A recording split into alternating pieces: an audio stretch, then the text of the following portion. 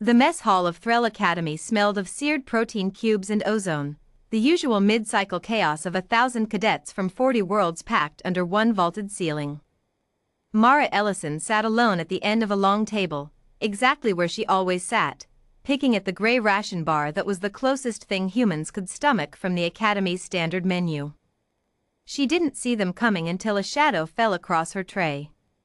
3 Dravasi cadets, tall, chitinous, mandibles clicking with something between amusement and contempt, loomed over her. The lead one, a broad-shouldered specimen named Kor, reached down and lifted her tray clean off the table. "Hungry, Dirtwalker?" Kor said, his translator crackling with mockery. "Funny. You don't look hungry enough to be wasting Academy rations." The protein bar hit the floor. Around them, dozens of cadets from a dozen species watched, some amused, most simply indifferent, the way you'd watch weather happen to someone else. Mara didn't shout. She didn't lunge across the table. She looked up at Kor with an expression that, had anyone in that hall studied human micro-expressions, would have been recognized as something far more dangerous than anger, calculation. "You're going to want to put that back," she said quietly.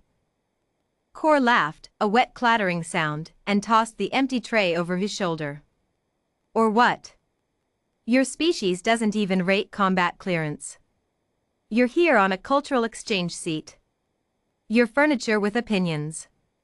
His 2 companions laughed with him. Mara said nothing else. She simply stood, picked up her fallen ration bar, brushed it off, and walked out of the mess hall without looking back. That should have been the end of it. A small cruelty, forgotten by dinner. It was not the end of it.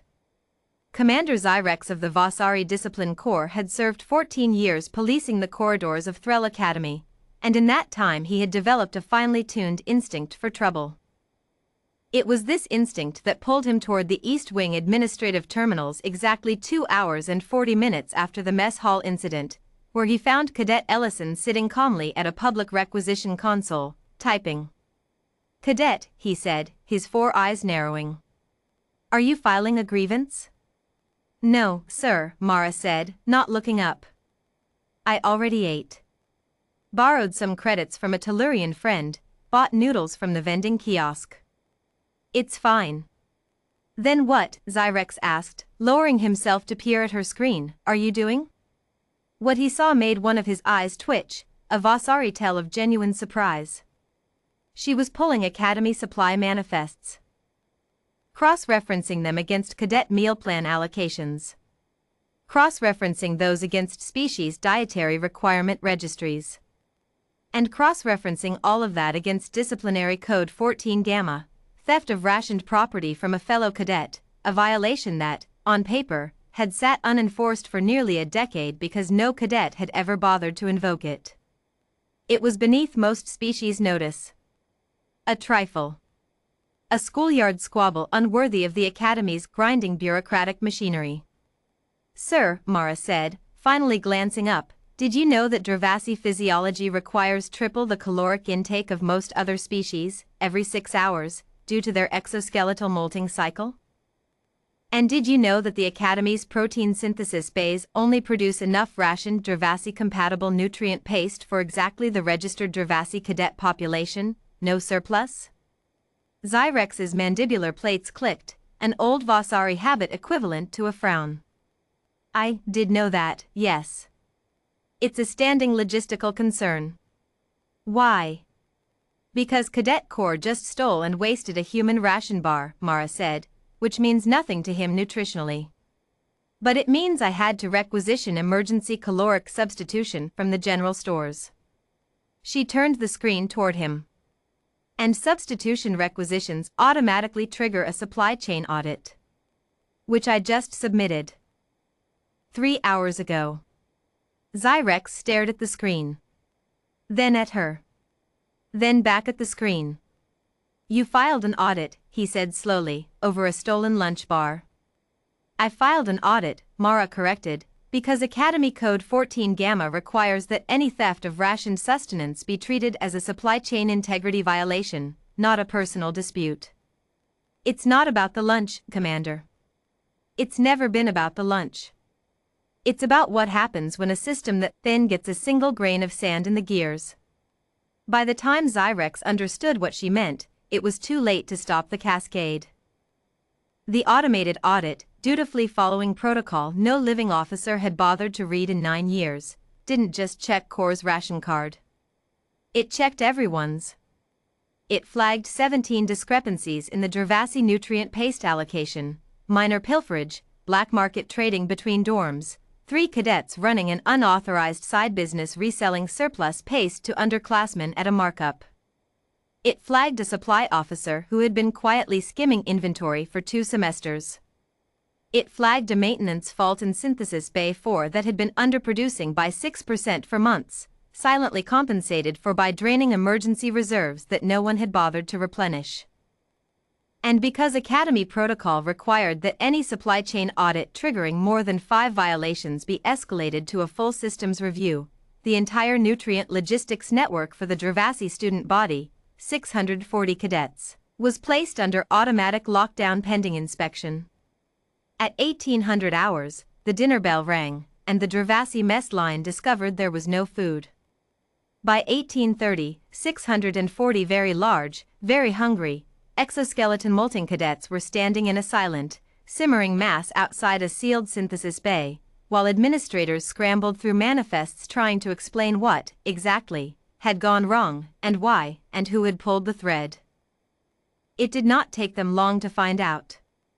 "You understand," Zyrex said, standing in the Academy Dean's office at 2100 hours, flanked by 2 very nervous logistics officers, that Cadet Ellison did not break a single rule. Every action she took was within the letter of existing Academy code. She simply read the code thoroughly and acted on it. The Dean, an ancient Tellurian whose 4 arms were currently folded in 4 distinct postures of stress, stared at the readout in front of him. A human cadet caused a system-wide nutritional emergency for our entire Dravasi population.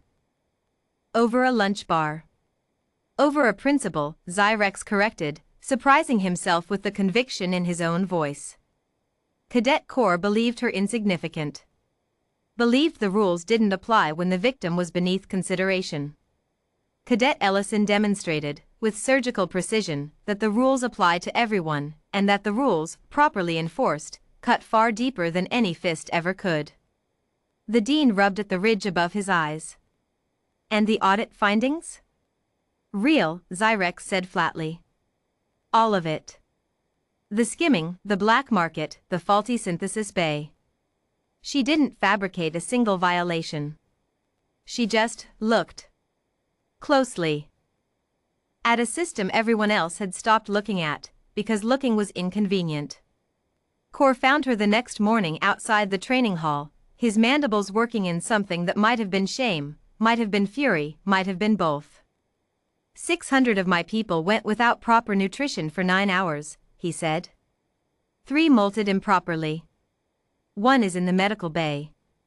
I know, Mara said. I read the incident report.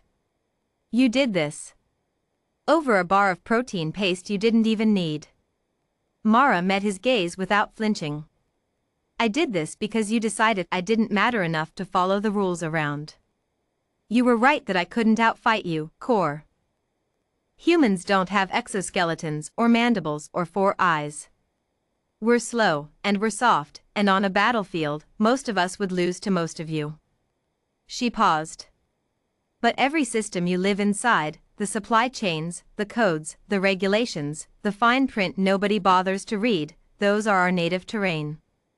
You should have remembered that before you decided I was furniture. Behind her, Commander Zyrex watched in silence, for eyes thoughtful, mandibles still. He had spent 14 years believing he understood every species that passed through Threll Academy's halls. He had filed humans, quietly, in the category of adaptable but unremarkable, clever, certainly, resourceful in small ways, but ultimately overshadowed by species with greater strength, sharper senses, faster reflexes. He revised that assessment now, watching 600 Dravasi cadets file silently past a single human girl who had not raised a fist, had not raised her voice, had simply read the fine print until the entire academy held its breath. Word of the lunch bar incident spread through Threll's corridors within a day, mutating with each retelling, until by the end of the week every cadet, human, Dravasi, Vasari, and a dozen species besides, understood one unspoken rule with perfect clarity. You did not take a human's lunch. You especially did not take Mara Ellison's.